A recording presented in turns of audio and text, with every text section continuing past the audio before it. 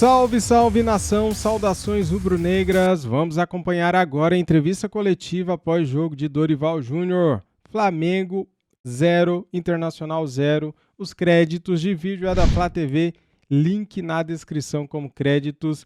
Depois que o Dorival terminar, eu vou falar o que eu achei desse jogo aí, tá bom? Simbora. Hoje o Flamengo criou muitas oportunidades, dominou a partida, mas infelizmente a bola não entrou. Queria que você avaliasse o resultado do jogo e também a pressão forte do Flamengo. Olha, eu acho que quando acontece uma partida como essa, e nós tivemos assim, eu acredito que 2 momentos na primeira etapa. Primeiro, nós estávamos fazendo um jogo de transição, o que não é característico da nossa equipe. Nós estávamos competindo em igualdade de condições com o Inter, que faz isso muito bem. A nossa equipe é uma equipe que chega evoluindo com posse de bola, né, bem posicionada para poder atacar bem e se defender automaticamente a partir do momento que tem a perca da bola. E isso daí não vinha acontecendo, até, acredito, uns 15, 20 minutos da primeira etapa. Depois nós acertamos o posicionamento, melhoramos, evoluíamos já com um pouco mais de posse, principalmente a chegada no último terço, né, de campo adversário. Entrávamos com boas trocas de passe, mas enfrentamos uma equipe que marcou muito bem. Marcou, olha, se entregaram em marcação, foi uma equipe valente, e nós temos que reconhecer isso. Nós tentamos de todos os jeitos. A segunda etapa, então, eu acho que poucos foram os momentos que o Inter conseguiu atacar o nosso campo. Nós buscamos o gol, abrimos o time, Mano também fez uma alteração, colocando um terceiro zagueiro, tudo isso foram as variantes, né, que aconteceram, e principalmente nos 45 minutos finais. Mas, para quem vê, eu acho que foi um grande espetáculo. Lógico que todos nós gostaríamos e esperávamos um resultado positivo por aquilo que foi produzido. Mas, infelizmente, não foi o resultado que talvez tenhamos tido merecimentos e que esperávamos que acontecesse. Eu saí satisfeito pela maneira como a equipe jogou. Naturalmente que gostaria de dar ao torcedor um resultado muito melhor do que aquilo que produzimos. Oi, Dorival, aqui, tudo bem? David Chapin, Antenados na Jogada. Te perguntar o que muita gente, inclusive, me pediu para te perguntar, também eu já te perguntaria de qualquer forma, sobre o Varela, porque você colocou o Mateuzinho no segundo tempo, no lugar do Rodinei, que não vive mais aquela mesma fase, pelo menos nos últimos jogos, desde o Fortaleza, ele caiu um pouco de produção, hoje ele acabou errando bastante durante o jogo, deu muito espaço, como já costumava dar pela questão defensiva, que é a principal falha dele, digamos assim. Então, você não pensa em colocar o Varela, dar mais ritmo de jogo a ele para uma eventual final de Libertadores, para ter uma opção, né, uma alternativa, já que ele foi contratado, digamos, para isso? E uma outra pergunta minha, uma curiosidade que eu gostaria de saber de você, sobre o formato do Campeonato Brasileiro. Eu perguntei isso para o Abel Ferreira. Caso houvesse um campeão do segundo turno e uma final do campeão do primeiro turno contra o campeão do segundo, o campeonato poderia ser mais emocionante, né? Já que o Palmeiras está 10 pontos na frente e praticamente já acabou o campeonato. Bom, eu acho que o substituto imediato do Rodinei, principalmente no momento em que ele conseguiu um crescimento e, por merecimentos, ele vinha se mantendo na posição. O seu substituto imediato era o Matheus, que vinha fazendo também grandes atuações com a equipe que vinha atuando no Campeonato Brasileiro. A chegada do Varela foi importante, no momento da saída do Isla. Chega um jogador também de excelente nível e que precisa, sim, de uma sequência de jogos. E talvez tenha sido um dos poucos que ainda não tenha tido essa possibilidade comigo. Só que eu precisava respeitar aquilo que vinha acontecendo. Eu acho que o Mateuzinho, por merecimentos, ele alcançou também uma ótima condição dentro do grupo, dentro do elenco. Vinha fazendo excelentes partidas e vinha merecendo, inclusive, uma oportunidade de uma luta, de uma briga ali direta com o Rodney.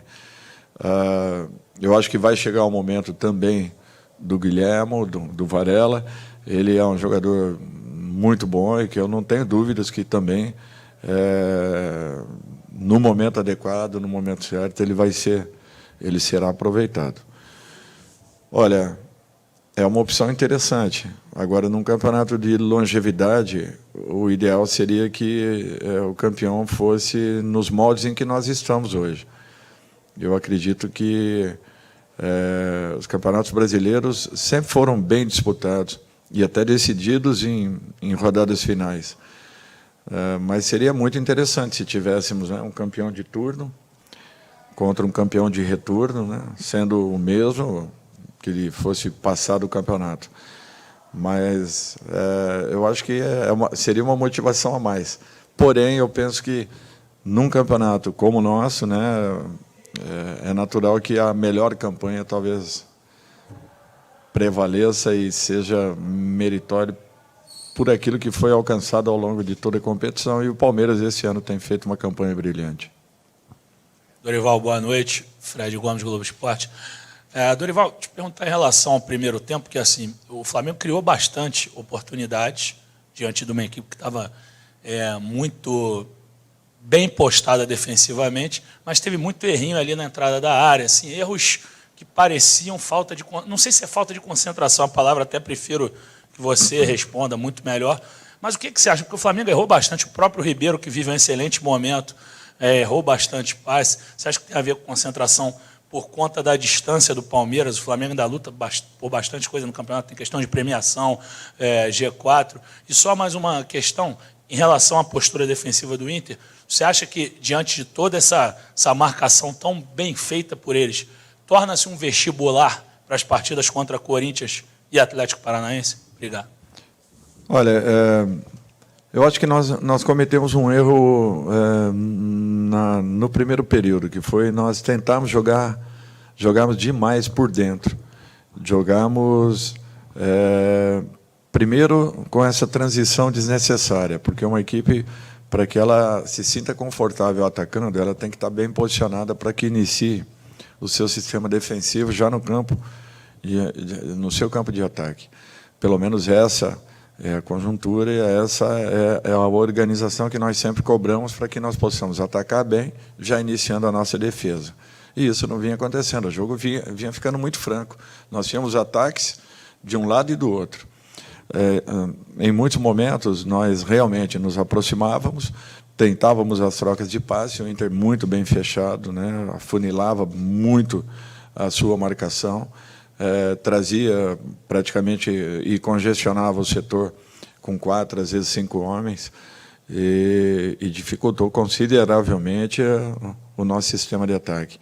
Nós não fomos felizes hoje, principalmente na bola que pifaria, né, um companheiro que o colocaria na frente do goleiro adversário. Eu acho que isso daí também foi corrigido. No segundo tempo, nós tivemos ótimas trocas. Que o Inter não se expôs em momento nenhum, e principalmente na segunda etapa, ainda mais. Nós tivemos momentos que eles estavam com uma linha de 6, em cima da linha de grande área. Então, eu acho que isso tudo são dificuldades naturais. Os jogos com Atlético e Corinthians, eu acredito que serão completamente diferentes. Para mim, não servem não como um vestibular. Mas eu não tenho dúvidas que a nossa equipe também estará ainda mais e melhor preparada para esses dois momentos, para esses desafios, entendendo que o Corinthians é uma bela equipe, joga, procura também propor, assim como a nossa equipe propõe, e o Atlético tem uma outra característica que se assemelha muito à forma como o Inter joga. Mas é natural que cada partida tenha uma história e cada momento, cada situação, tudo aquilo que aconteça nos 5, 10, 15 iniciais, pode mudar todo esse contexto, né? De uma equipe marcar muito bem, de repente, tomando um gol, fazendo um gol, ter que se expor ou defender ainda mais. Então, tudo isso aí vai muito daquilo que será esse momento inicial, né? que eu acho que os 30 minutos iniciais dirão o que poderá vir a ser uma partida jogada, uma decisão em apenas uma partida. Boa noite, Dorival. Aqui é Max Oliveira, Jornal Pequeno, São Luís do Maranhão. Queria fazer uma pergunta em relação à parte mais posicional de alguns jogadores que a gente vê no Flamengo. A gente tem hoje no elenco do Flamengo um centroavante que é referência, jogador de seleção brasileira, matador, jogador de área. E a gente vê que as jogadas não chegam ao centroavante como deveriam. Eu queria perguntar em relação ao posicionamento do Cebolinha, que é um atacante de lado que deveria dar mais profundidade, né, às jogadas. Por que ele não faz tanto as jogadas de linha de fundo? O que falta para o Cebolinha executar essas jogadas de linha de fundo para poder realizar mais chances para o Pedro fazer os gols? Inclusive, quando ele realizou a jogada contra o Bragantino, logo que ele entrou no jogo contra o Bragantino, ele fez a jogada de linha de fundo e o Pedro finalizou. E eu vejo que hoje o Cebolinha é muito cobrado justamente por falta essa profundidade, vamos dizer assim. Ele para muito ali na jogada, na entrada da grande área e faz a jogada mais para o meio. Eu queria entender um pouquinho do posicionamento do Cebolinha. Olha, primeiro que o Pedro fazer o número de gols que ele fez é porque as jogadas têm chego no Pedro com muita frequência. Então, me desculpe, mas só na última partida foram 3 bolas de gol, além de muitas outras que acabaram chegando e que o Pedro conseguiu concluí-las. Isso aí tem acontecido com frequência. As jogadas são direcionadas principalmente para os nossos 2 principais atacantes, que são Gabriel e Pedro. Então, eu não vejo que isso daí seja um problema enfrentado pela nossa equipe, até porque, em termos de criação, a equipe do Flamengo é uma das equipes que mais cria no campeonato. E o Pedro, ele sempre é abastecido, senão não teria o número de gols que ele está tendo nesse momento. Cebola, ele tem a opção do corte para dentro, que ele bate muito bem, como também a jogada de fundo de campo, que ele é um repertório que ele possui e que ele apresenta. Tem momentos, como o Busto, que o conhece muito bem, talvez tenha tido um pouco mais de dificuldades. Mesmo assim, ele tentou as jogadas, ele tem capacidade, ele tem qualidades, ele tem uma variedade de possibilidades e ele sempre procura explorar tudo isso. Eu acho que é um jogador que está se adaptando aos poucos, está retomando aquilo que ele já fez em outros momentos e nós temos que ter essa paciência. Não é todo jogador que chega aqui, você pluga e ele acende. Tem alguns que levam um curto espaço, tem outros que já no primeiro momento dão uma resposta, e tem outros que demoram um pouquinho para uma adaptação um pouco mais completa. Eu acho que o Cebola ele tem alternado, o que é um fato natural, um jogador de excelente nível, e que não está tendo, naturalmente, uma sequência, talvez a sequência que todo jogador mereça, assim como o próprio Varela, que nós citamos agora anteriormente, o Eric também, da mesma forma, Pulgar, que chegou e ainda não vem tendo a sequência que precisa para que possa desenvolver o seu melhor, mas o Cebola vai alcançar esse momento, eu não tenho dúvidas, capacidade e qualidades ele possui e tem variedade de jogadas, o que faz com que ele seja um jogador sempre muito perigoso. Boa noite, Dorival, Sidão Marinho, Litoral News. Professor, eu queria saber sobre o próximo jogo contra o Cuiabá, uma viagem, querendo ou não, que é um pouco mais longa, e a equipe do Flamengo vai ter a final logo na sequência. O senhor vai preservar os jogadores até mesmo da viagem ou vai manter esse 11 ideal do Flamengo na lista de relacionados, com exceção do Gabigol, que tomou o 3º amarelo, para manter esse elenco unido na próxima partida antes da final? Bom, o Gabriel ele não jogaria essa partida. Pela sequência que ele vem fazendo, pelo desgaste que ele vem apresentando, a entrega que ele vem tendo, ele não jogaria essa partida. E isso daí já era uma programação interna em relação a alguns jogadores que apresentam, de repente, de rodadas em sequência, eles apresentem um pequeno desgaste, o que geralmente nos leva a uma possibilidade um pouco maior de uma provável lesão. Então, eu acho que isso daí já havia sido conversado e definido. a própria sequência ela será respeitada da forma como nós planejamos, programamos. Não foi de hoje que nós o fizemos. Internamente nós decidimos algumas diretrizes que tomaríamos e com certeza nós manteremos essa proposta que foi apresentada, estudada por todos os departamentos do clube e chancelada por todos nós. Então, a sequência, depois nós veremos o que faremos. Vamos primeiro voltarmos amanhã, vermos se não teremos ninguém fora de combate, aí, além do Gabriel, para que possamos montar a melhor equipe possível para o jogo seguinte. Dorival, boa noite. Mauro Santana, canal do Mauro Santana. E queria fazer também a pergunta, até aproveitando a sua resposta sobre o Gabriel, sobre o Arrascaeta, que não participou do treinamento na terça-feira. Hoje foi substituído no segundo tempo. Como é que está a situação desse jogador com relação à evolução? Ele que vinha reclamando de incômodo, como é que está esse atleta? Da forma como nós programamos e planejamos. Nós não podemos tirá-lo de combate para que ele não perca o ritmo de jogo. Temos que ter o máximo de cuidados possíveis. Ontem ele não participou dos trabalhos, às vezes complica um pouco o rendimento do atleta. As pessoas não têm ideia, mas às vezes a falta de um dia de trabalho, ele dificulta muito a mobilidade, a movimentação, o tempo de bola, tudo isso. É engraçado, mas acaba acontecendo. E o Arrascaeta depende muito dessa sequência para que ele possa estar nas suas melhores condições.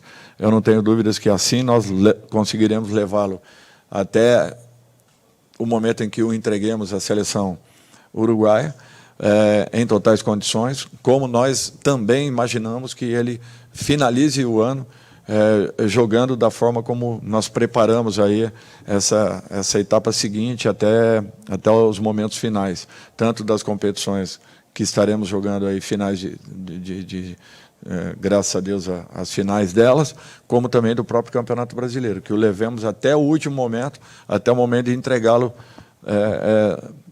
totalmente bem, em condições de poder jogar uma ótima Copa do Mundo. Então, eu acho que essa programação está sendo respeitada, por isso não vem acontecendo nenhuma situação de lesões, e eu acho que isso daí é um fato muito importante, que demonstra o trabalho coletivo que está sendo desenvolvido lá dentro.